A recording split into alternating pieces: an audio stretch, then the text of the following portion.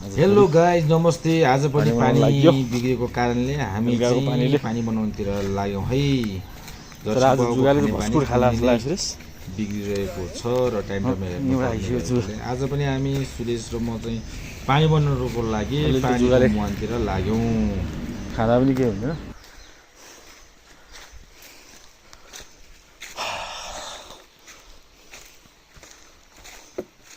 पानीको मुहान यहाँ चाहिँ त भलै आएछ नि।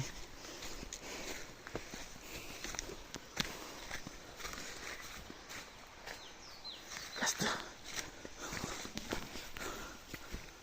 मलाई त बाटो पुरै सफा गरेछ त यार रातिको भलले त। जर्सिङ पौवा खाने बानी सधैँ बिग्रिरहने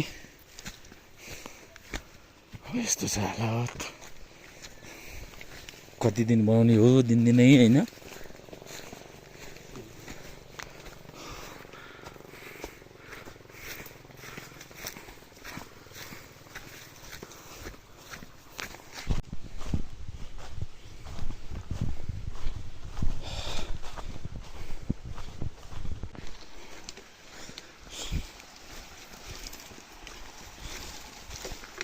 मुहान नजिक आइपुग्यो। कुरिलो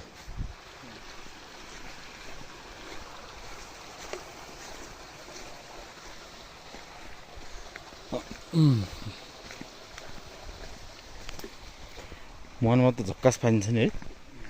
बिहानै को आएछ हेरेर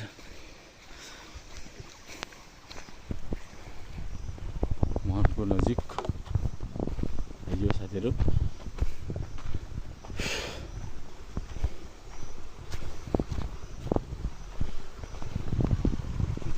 होइन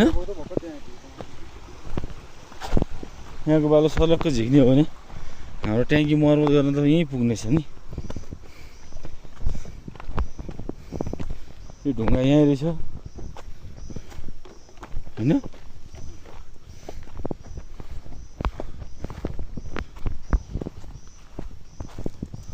यस्तो छ गाइस जर्सिङ पौवाको खानेपानीको अवस्था। सधैँ जसो आज पनि फेरि पानी बनाउन लाग्यो। अब जर्सिङ पौवामा खाने पानीको अलिकति गाह्रै छ। अब यता साथमा ट्याङ्की नजिक आइसकेका छौँ। आदरणीय मित्र हाम्रो सुरेशजीलाई बोकेर म चाहिँ पानी बनाउन लागेँ। पानी आउला कि भन्ने आशमा बसेको पानी फेरि बिग्रेछ। रातभरिको पानीले मुहान बगाइदिएछ। त्यस पछाडि यसो साँकोतिर गएको थिएँ। सुरेशजीले फोन गर्नुभयो, म सट्ट आएँ, खाना खाएँ। त्यसपछि म मुहानतिर लागेँ। मुहानतिर लाग्यो। जुगाले अलिअलि टोक्दै पनि थियो। बिस्तारी बिस्तारी मुहान छेउमा पनि आइपुग्यो। मुहान छेउ यसो हेर्न थाल्यो। मुहानमा चाहिँ ठ्याक्कै पानी सुकेको रहेछ। हामीलाई यहीँ पुग्नु खोलामा चाहिँ पानी झ्याप्पै बगिरहेको थियो। त्यहाँको है ट्याङ्की बनाउनुको लागि। यो बर्खामा त यहाँ त एकजना मान्छेलाई बालमा झिक्नलाई राख्नु पर्ला जस्तो लाग्यो कि जङ्गलको बिचमा है। अस्ति आउँदाखेरि यो मुहानमा चाहिँ हामीले सबैको अगाडि एउटा हेन खोलिदिएका थियौँ। पानी त्यहाँ पनि पानी छैन रहेछ। त्यस पछाडि अनि यसो यहाँ ट्याङ्की हेरियो, ट्याङ्कीमा पानी छ कि थुप्रो नारायण पानी थिएन, खाली नै हरि छैन। ट्याङ्की यता पनि सुक्खा, यता पनि सुक्खा। पानी यसमा अलिकति धमिलो रहेछ। त्यो मुखमा चाहिँ हामी यसको बनाएर हामीले चाहिँ एउटा यो पानीमा चाहिँ अस्ति पा पनि छिरेर माथि ट्याङ्की छेउमा पुगेको थियो। अब हाम्रो यो यतापट्टि मुहानमा आइपुग्यो। मुहान यस्तो छ बिग्रेको भएर मुहानको हालत यसमा पानीहरूले खसालेको छैन। अब केही बजेट चाहिँ विनियोजन हुँदैछ र यसमा टेम्पोररी पानी गर्ने भन्ने प्लानमै छौँ हो। एउटा कोदाली बनाएको त्यस पछाडि यसो हेरेको हामीले लगाएको पानी त ठ्याप्पै सुकाएर छ। यताबाट स्वाटै बगाएर गएछ पानी। यसरी खोलेर यहाँबाट गएछ पानी सिद्धि। अनि हामी सरर सल्लाह गऱ्यौँ र यसलाई अब मेन्टेन गर्ने कन्डिसन लाग्यो। सुरेशी उतातिर के गर्नलाई जान्छु मैले चाहिँ। अनि सर यतातिर गरेर अब काम सुरु गर्नु पर्यो भने काम सुरु गरेँ। पानी सर्लक आयो। त्यहाँबाट पानी पठाइसकेपछि यता फेरि पानीको मुखमा चाहिँ छिरेर ट्याङ्कीसम्मै आउने भएकोले हामीले एउटा जाली जम्बो बोतललाई पेन्चिस तताएर होइन मार्तुल तताएर ट्याक्क पल पार्दै मैले चाहिँ आगो सागो सल्काएर पल पारेर अनि यसरी पल पार्दै गएँ पल पारेर नेट जस्तो जाली पनि बनाइयो।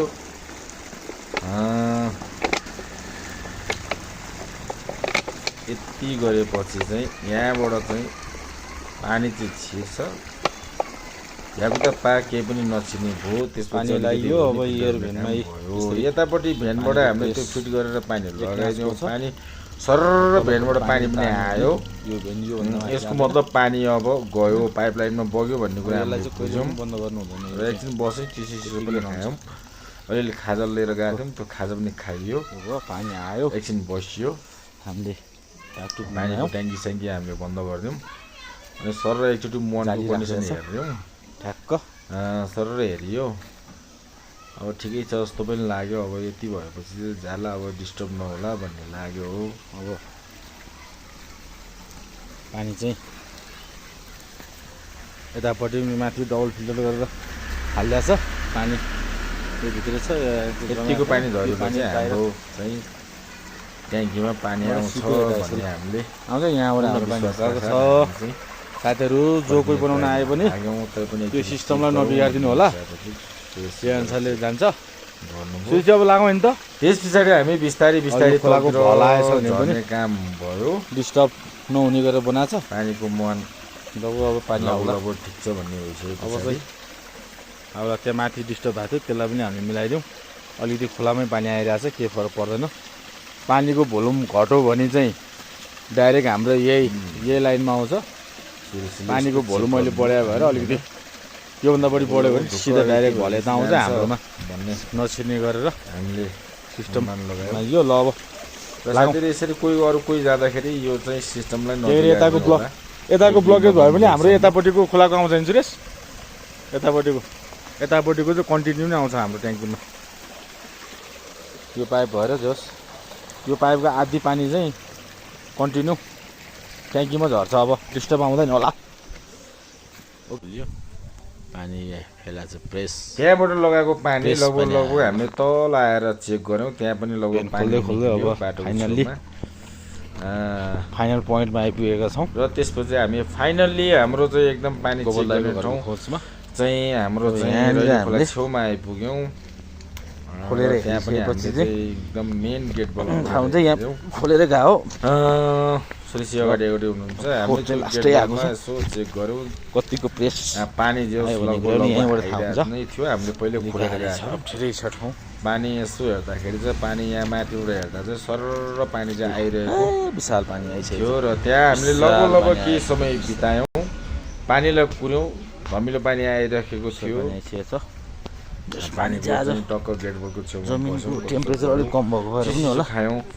र अलिकति बाँकी खाजा पनि त्यहीँ बसेर खायौँ। लगभग 1 घन्टा 2 घन्टा जस्तो चाहिँ हामी त्यहाँ नै बस्यौँ। र पानी मजाले आइरहेको थियो। यहाँ पानी निक्लिएछ। एकछिन त्यहाँ बस्यौँ। ल पानी त आइपुग्यो। पानी मजाले आइरहेको थियो। पानीको प्रेस पानी आयो पनि पानी चाहिँ एकनासले पानी आइरहेको थियो। तर पानी धमिलो नै थियो। यहाँ चाहिँ पानी हालिन्छ। यो गेटबलमा चाहिँ पानी धमिलो नै थियो।